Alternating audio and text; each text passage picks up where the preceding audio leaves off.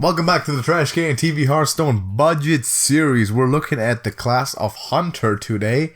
And this is the deck list that we have come up with after weeks and weeks in the lab and a convenient balance update that they hit right in our face like a couple of days before we planned to play this. So we had a little bit of chaos going on in the TrashcanTV studios, to say the least. Mostly hits the rogue, of course. As a matter of fact, all other decks, just by virtue of it only hitting the rogue, are kind of benefited from that. Yeah, it hits the meta. We are, of course, as you can see, releasing this before Snip Snap. Before Snip Snap. So, yeah, this deck can definitely run Snip Snap. And since this is a Mech Hunter, as you can see, once Snip Snap comes out, you'll probably want to play it, specifically because it's free. It's free Golden Legend, and you want to play it in this deck. But this deck, we ended up liking a lot. Now, the interesting choices here I want to quickly gloss over would, for one, be the Mossy Horror. Sticks out like a sore thumb, but hear me out. Goblin Bombs. Sometimes you have a tough time activating those. And also, Rogue just got out. What's two of the premier aggro decks that are expected to be strong when Rogue got worse? JJ? Oh, right. Token Druid and Murloc Shaman. And what do those have in common? Very small attack minions. And are faster than Mech Hunter. Yes, correct. But that would also apply to Tempo Rogue, actually. Yeah, but since that's now become weaker, we've expected those to become stronger. Now, a lot of our builds, a lot of our drafts, before we heard about the patch, did not include the Mossy Horror. That was kind of a fringe card that later we decided it might be good enough. And especially if you add some of the cards that we're going to propose to you to make this deck better by using some more expensive cards. Of course, this is a budget version, and we always make a budget deck without any legendary card. If you were to invest Infinite Dust into this, though, the three cards that you would want to add in terms of legends would be Boommaster Flark, Leroy Jenkins, and Zilliax. Not in that order, probably in the reverse order. So Zilliax, Leroy, yeah. Boommaster Flark. There is an argument to be made for Leroy over Zilliax because it's more aggressive, but Flark is definitely the least important one. There is legend versions of this deck that don't run Flark. Yep. But especially with the Mossy Horror, Flark makes sense, because that also gives you a wide board of Goblin Bombs to detonate. Exactly. So the Mossy Horror kind of goes to waste there. You can keep up with a more aggressive deck that specifically is better at going wide than this deck, because the Mech Hunter, kind of different to a couple of other aggressive decks, stacks high rather than wide, because you magnetize a lot of stuff to each other, and the Mossy Horror plays with that very well. War Gear, very critical part. Most of the Mech core, you can see the Spider Bombs, Venomizers, Galvanizers, all those are important cards, and you shouldn't tinker around with too much. We chose to put a Cybertech chip there for the value. It goes well with Unleash the Hounds, which is too good of a card not to really include, but it also goes well with cards like the Explodinator or anything that really goes wild. Why? The replicating Madness summons 3 minions. So, creates stickiness, very, very important. And this deck, essentially, it aims to playing rather quickly. Now, we don't have the most valuable late game there. You can see the curve really quick that shows it off very, very well. So we really don't have the most valuable late game. So what we have to do is play this pretty quickly and play our matchups right, stack stuff to each other, and deal some damage. And we're going to hop into some games and show off what we can do. Alright, maybe the Murloc matchup is already coming up. Well, we always I have a feeling it's not, but I'm not sure. We'll see. So, keep all the time in this deck is the Mecharoo. In this case, we're keeping a Bomb Toss and a Direwolf, I would imagine. Yeah, I think so. Since Mecharoo is the only one drop, and you can play Tracking, but we chose not to in this one because Tracking becomes more valuable as you add those high-end legendary impact cards that you want to specifically track for, like your Flark and the Leroy. So we went with the Mossy Horror option, the Cybertech chip instead. Mecharoo on 1, always a good play. And we'll see and try to figure out what we're up against here. If it is Murlocs, then it appears to be Murlocs. Then Bomb Toss is pretty good. It appears to be Murlocs, yes. I think we toss a bomb at that one, exactly. Now in this case, of course, we ignored the 1 damage to the face, would have bomb tossed the face, but the board presence there is more important to us because this is going to be a board-centric game. And also on the next turn, the 1 damage comes out from the Mecharoo anyways. Correct. Let's think here. We can, if we want to kill this, we could Spider Bomb for sure. That seems a bit overkill. Let's see. I mean, if we want to, we can always Direwolf, hit the Joy bot in, calling the bomb toss. Plus the bomb toss. It's possible. I don't like wasting... If you coin, you could also just put the menace on the... right, yeah. That works, yeah. Maybe that's a play. Do I put it on the Joy bot, or do I put it on the Goblin Bomb and sack both? Just for virtue of... I guess it doesn't make sense. It doesn't matter that much. We'll leave the bomb.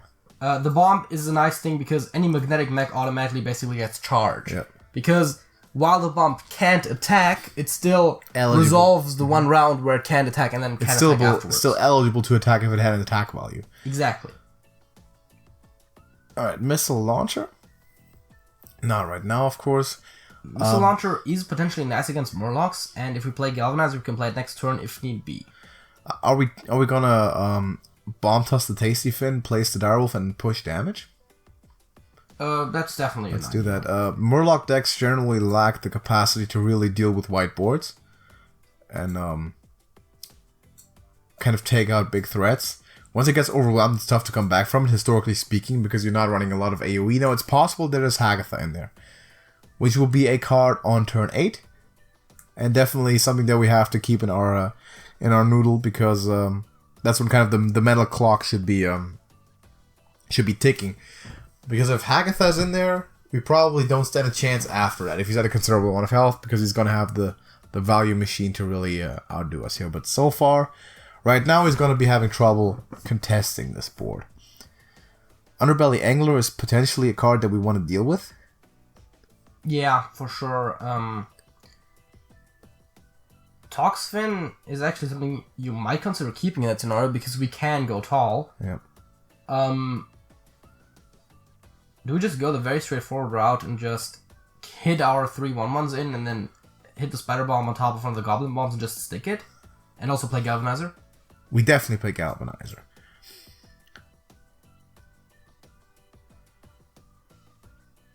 I don't see why we would sacrifice a Spider Bomb just for the 2/3. Yeah, I think you're correct. But I also think we don't want to necessarily... Leave the 2/3 alive. Also we don't want to really play it that slowly and conservatively by keeping it, because he's not necessarily playing a control deck with huge taunts or anything. Our missile launchers are a bit awkward at the moment because we hit more of our own stuff. Yeah, but they're also nice to potentially kill off an opponent at some point. There we go. This is a better target. This is much better for missile launcher now.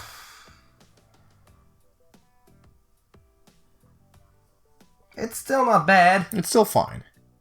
Because we have, in the next turn, we still have another missile launcher. So we play that for sure. I think we played on the right Goblin Bomb. Yeah. So it can hit face. The Galvanizer goes into the 1/2, I would imagine, and the rest goes face. And very important, I think I just said it, it goes face as well with the missile launcher, which can sometimes win you games. As a matter of fact, I've lost to that before. Yeah. Also, missile launcher on the Venomizer is a board clear. Every single all turn. the time.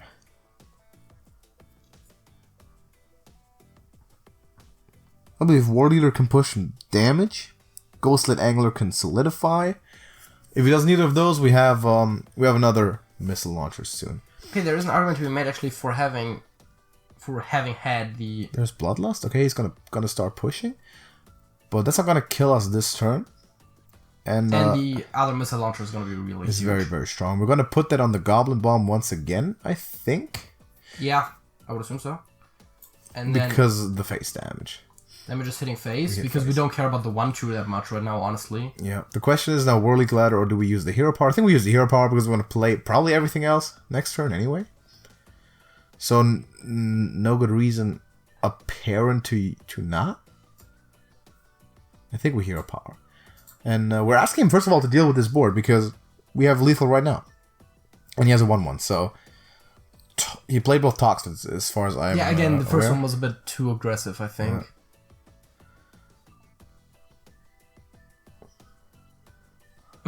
Lackey fishing is very dubious. Typically not very successful. The chemist.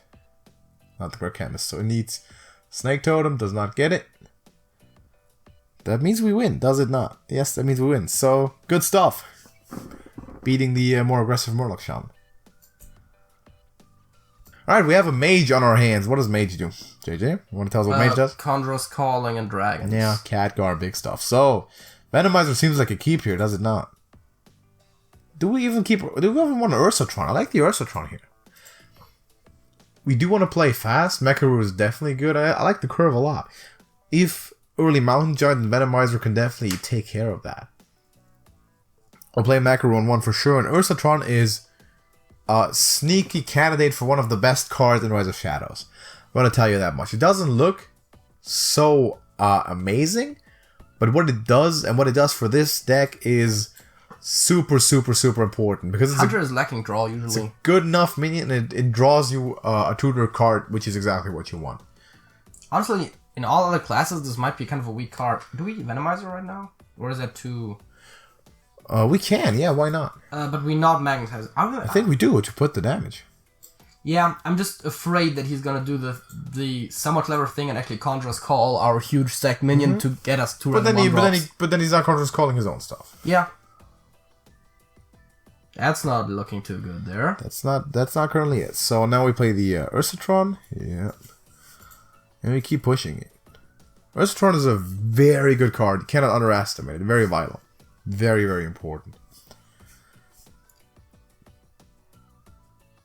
Now we might do it. Oh, Ray of Frost. Okay, Ray of Frost is awesome. Oh, that makes sense, yeah. Makes sense because it also takes it out. Yeah. Keep the Joey bot though. We can put Replicating Menace. I think we really want to push it. We put the Replicating Menace on the Joey bot. That was what I was about to ask. Yeah. Where do we put it? Because to that's not get one it, question. To not leave anything pingable. Oh, yeah, that makes sense, I guess. And next turn we also have War Gear ready to push and put him down to 5. Mountain Giant coming up. Oh, right. There we go. They're elementals. But how fast is Mountain Giant here? Like, not very. I mean, if you can conjure us, it could become taunts, which is the main concern. It could become taunts, but do we just? I think we push. Stack the War Gear on. I guess because the taunts also have 8 health. I guess on the Ursatron, yeah, because exactly. And we push. We just push. We have 3 turns of hero power, and last time I checked, he doesn't run heal. Yeah, I mean, how, right? Yeah. Like, what kind of life drinker? I was about to say you're not gonna. That's the most likely one. You're not gonna run Voodoo Doctors or anything like that. And Bananas, as fun as Banana Buffoon is, you're not winning with this. Yeah, he's just trying to trade up, but it's still, as long as the Joybot sticks, we're still winning. Okay, Mirror Image is interesting. Mirror Image is fun. And Unleashed Hounds is winning. I was about to say that's pretty easily. Good. Yeah. Let's do this. Wouldn't even need the wolves, but now we can actually kill him with a dog. Fair enough. Okay, that was good. See, that's why we play Unleash the Hounds, by the way. Mirror Image is a card that is sometimes ran, but Unleash the Hounds counters that pretty well. Let's get into another one. Alright, we might see the full control matchup as well. We'd have the full thing. Which would be good show off. I like the Mecharoo still. We're going to keep that for sure. Bomb Toss is fine. Explodinator I also like. Yeah. And an Unleash. So it might be a control warrior, it might be bomb warrior. That's usually what the kind of warriors you run into. I mean, I generally always say I prefer bomb, and I think in this case, especially with Unleash on hand, it's definitely the better one for us to face. Now this one we can probably not go into the late game too deep because we just don't have the late game value. Also, we're for once not running our Ooztag anymore since the decline of Rogue, which does make Bomb Warrior in context a bit stronger against us than it normally has any right to be. Correct, because of Wrench Caliber's full burst potential. But we saw cards like Mossy Horse, Cybertech Chip, we found them to be just a little more effective over the long run. And we Bomb Toss here, create stuff. Put mechs on the board, you know, the business. Now if we go into the super late game, he's gonna probably outvalue us with the Dr. Boom, not gonna lie to you. So gonna try to catch him pretty early here. Shield block. Still no definitive telling if it's bomb or Control Warrior. I guess we're going for the Spider Bomb. Spider Bomb is possible. Let's think about what we might need to get rid of later. There's not too much taunt there. There's also no really good coins because our curve says play Spider Bomb. I think Spider Bomb is correct on the Goblin Bomb for sure. And then we have you always want to spread the love around a bit, especially against classes that have Shield Slam. Exactly. Which is Warrior. Yes. That's what Jada's getting at. No, but anything that has single target removal, really. Militia Commander is a telltale sign of control, by the way. Yeah, and it also dies right away to Spider Bomb. Yep. Which is good. I was about to say it's not horrible. And I guess we're just playing Explodinator. We play Explodinator. It's not worth Fireworks attacking. The Fireworks attack is pretty good could be pretty good on Mechanical Whelp, especially if you can draw out a Brawl first. Yeah, and it's always good on the Spider Bombs. Yeah. Warpath is okay, that does clear the board, but ends up doing 4 to himself in the process. And then we can just play a 5/5 to follow that up. Yeah, that's a nice thing about a Wargear. Because it's not an actual buff, it is a minion at the end of the day. It is a minion, exactly. And sometimes it is a buff. Yeah, but it's not required to be, which is why it's good. That's true. Weapons Project, alright. That does make sense. He's probably going to execute it. I'm fine with that. Yeah, it's also sensible. He's putting some resources down, which he has to. That's obviously the way to play it. We go Mechanical Whelp here. Yeah. And we hit him in the face. It's really good if he doesn't hit it. But it's also pretty decent when he does. Because we Fireworks tech on it. I'm expecting him to hold a Brawl at this point. But you can't really always play as though he has, because we have to commit. We can't take it slow in this matchup, really. Yeah, obvious draw right now would be Replicating Menace. That would be really good. Replicating Menace would be good, yeah. Menace plus Fireworks tech for even wider board, of course. Gets punished even harder by the Brawl because it's more likely to then less likely to leave the dragon, but yeah. Just armor nothing is a play. I mean, that's totally fair. And Darius Crowley is also weird. Yeah, that's true. This Whelp is... I can say this from experience, playing Control Warrior a lot. The Whelp is suspicious to deal with for this deck, because there's nothing perfect against it. Sometimes, like in the later game, you get your Devastators, they don't deal with it very well. You would like it the other way around, so you have to punch the dragon first. Oh, he's gonna execute it. Okay, so that's some decent resources going into it though, and that tells me that his hand is kind of clunky. I think he might have played Dr. Boom if he had it there. So, do we play Ursatron Menace, stack him on top, and don't we? Yeah, let's do that. And the high roll, of course, would be to be able to Fireworks tag next turn, because we're playing big stuff. He's making inconvenient plays for him in order to get rid of big stuff, which kind of should be a sign to us that big stuff is... He doesn't really have the exact hand against big stuff. It's also kind of tough to get into Shield Slam range. When you put pressure and don't allow him to build armor, Shield Slam is taken out of play, which is good. Acidic Swamp Ooze. That's, by the way, the reason why you always attack when you're getting weapons from Weapons Project, because there's always going to be a Harrison or, I guess, sometimes an Ooze. Sometimes there's an Ooze, yeah. Sometimes both, too. Depending on how heavily you want to go with a weapon tech. I mean, it also makes sense if you're running double project that you would run double weapons removal too then, I think he's going to take some steps to kill this. Shield Slam coming down with the 2. The plays that he has to make, he can't possibly like the plays he's making. Wow. That was very weird. We tech it for sure. Let's see what we draw.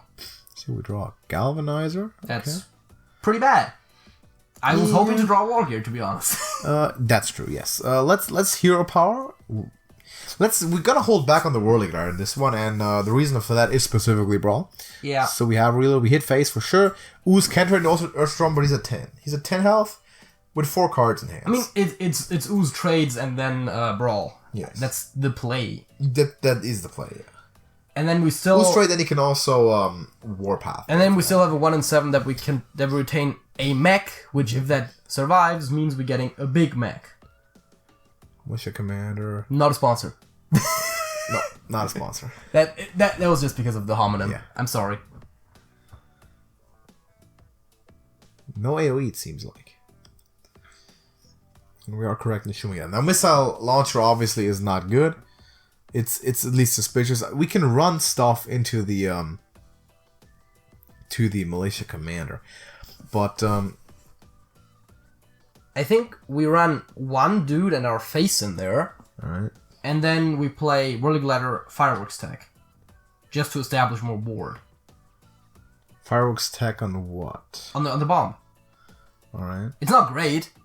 That's true. But we want to get stuff out, right? Mm-hmm. We want to keep the pressure. Okay, yeah. I think that seems fine.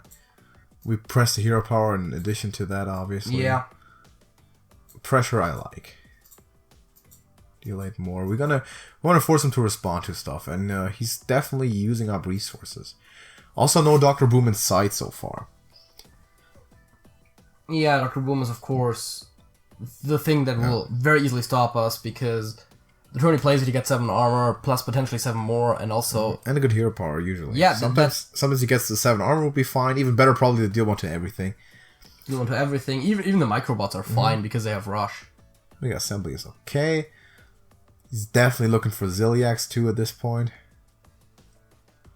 I mean, Ziliax is a great card. Yeah, the thing we can't allow or have to hope to not happen is the big recovery turn, where he plays a mech, puts Ziliax on top of it, and heals for like 8 or 9, with a Ziliax still in play. Oh, Sparks with Rush. Sparks with Rush. That's... Yeah, they're almost as good as Mechs with Rush.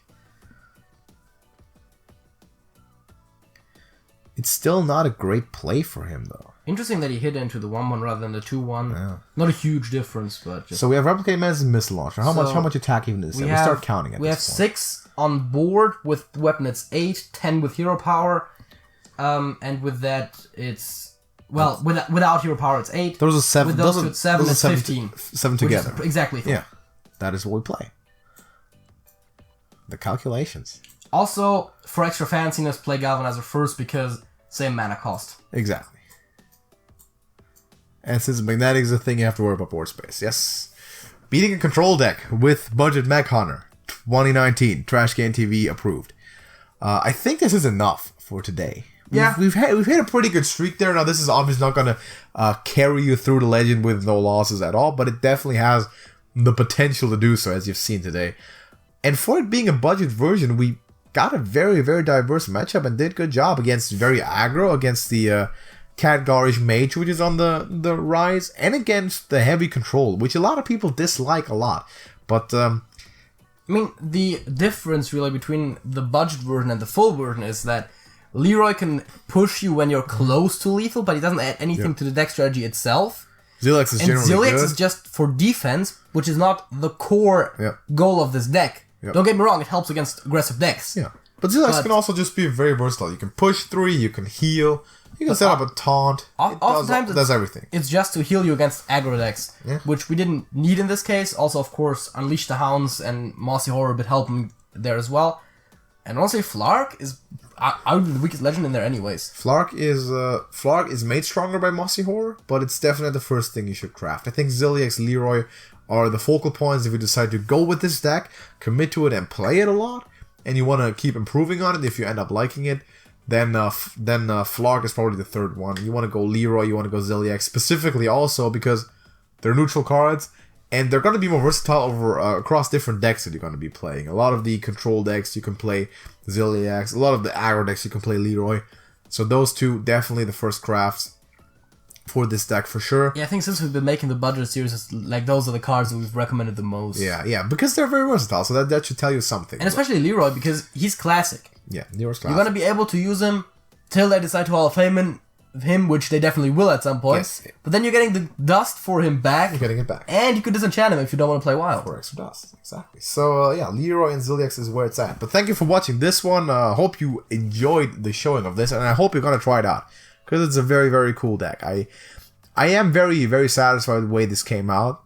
This is one that we've been putting a lot of effort into, specifically because we were thinking about mid-range Hunter, beast-styled, and mech, and we had a tough time deciding, and the patch came around, kind of throwing stuff completely loop. So we adjusted on the fly, and I think it turned out pretty well. So let us know what you think about this, your own experience with this deck or similar decks if you decide to give it a try. For sure, we hope we could make you do that.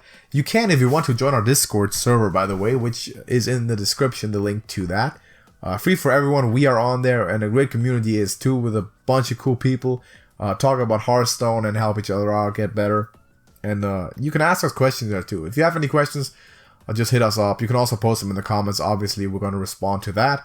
And then we'd appreciate if you would leave a like on this video, because we put a lot of work into making you better at Hearthstone.